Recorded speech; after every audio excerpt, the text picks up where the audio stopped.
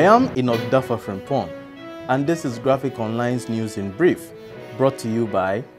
Have you thought of having access to your news at any time and anywhere? Graphic Communication is giving you the opportunity to have news not only in hard copy but also in a digital form. Yes, you can have access to news at all times and even before they reach the newsstands.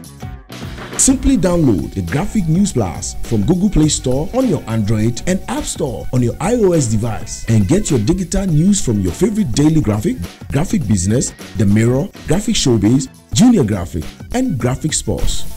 Download your Graphic News Plus now and choose your preferred package daily, weekly, monthly, and annually, and access free news on various interest areas as well. Visit us on graphic.com.gh for further information. Graphic News Plus, connecting people through news. Coming up, Asantehene speaks about December 17th referendum.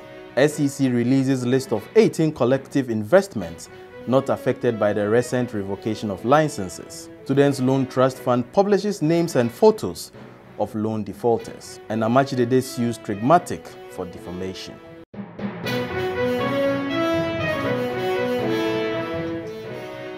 The Asantehene Otumfuo Osei to the second has spoken about the upcoming December 17th referendum on whether or not political parties should be allowed to sponsor candidates at local level elections. Delivering a public lecture at the University of Professional Studies in Accra on Friday, Otumfuo Osei to the second expressed the hope that all concerned will step back and take the heat out so as to be able to see the light out of the discourse. To permit the election of metro and district chief executives or mayors, and also allow political parties to sponsor candidates for local elections. Because this is a matter of such momentous importance, I hope all concerned will step back and take the heat out so we can see the light in the discourse. Also at the same lecture, Otumfuo Osei to the second had an advice for politicians. He urged them not to see going into politics as a way of going to make wealth, but a service to the nation. And to some investment news, the Securities and Exchange Commission has provided a list of 18 collective investments which have not been affected by the recent revocation of licenses of 53 fund management companies. The SEC offered the explanation in a press statement. It said the 18 collective investment schemes in the form of mutual funds or unit trust are not affected by the revocation of the licenses of their respective fund managers. The statement added that shareholders and unit holders of these mutual funds and unit trusts are therefore not included in the ongoing submission of claims process at the branches of Consolidated Bank Limited. The 18 CIS affected are made up of 13 mutual funds and 5 unit trusts. In accordance with Section 88(6) of the Securities Industry Act 2019, Act 929, the boards of directors and trustees are to ensure that the scheme continues to run in the best interest of shareholders and unit holders by appointing new fund managers to operate them. The investors of the affected CIS shall be advised by the respective boards and trustees when the fund managers are appointed or any other option taken. Moving on to some labor-related issues, the minority in Parliament has called on the government to urgently address the grievances of the workers of the Ghana Grid Company who have threatened a strike action. Gridco workers are agitating over the failure of government to settle debt owed the company, which they say has greatly affected the operations. The workers are demanding the immediate payment of various sums of money owed Gridco by the Electricity Company of Ghana, Valco and Nedco. The minority spokesperson on Mines and Energy, Adna Mutawakilu, in a radio interview, said the sector minister, Peter John Amewu, will soon be summoned to Parliament over the matter. We call with immediate effect. He should resolve all the challenges facing Gridco, extended to ECG and NECO.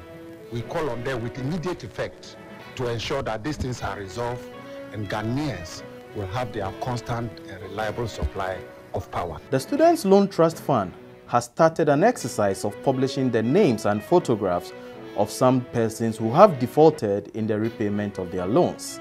Some of the debtors have defaulted repayment in periods ranging from 7 to 10 years.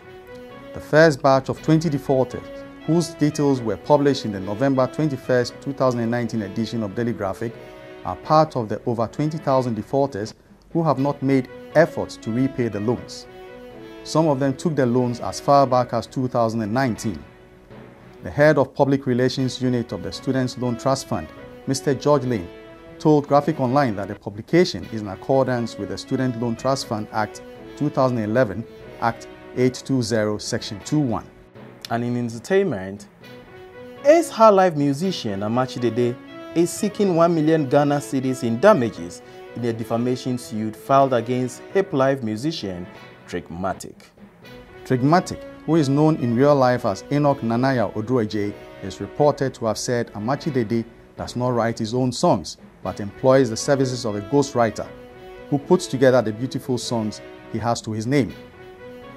In the suit, the legendary Amachi Dede said the statement by the rapper had lowered his personal image, reverence and esteem before right-thinking members of society, both locally and internationally. Amachi Dede is convinced the ill-motive pull-him-down comments made by Trigmatic is part of a grand scheme to rubbish his achievements. And to our final story for this bulletin, do you think that your job is the most difficult in Ghana? Then watch these two scenarios which Graphic Online came across.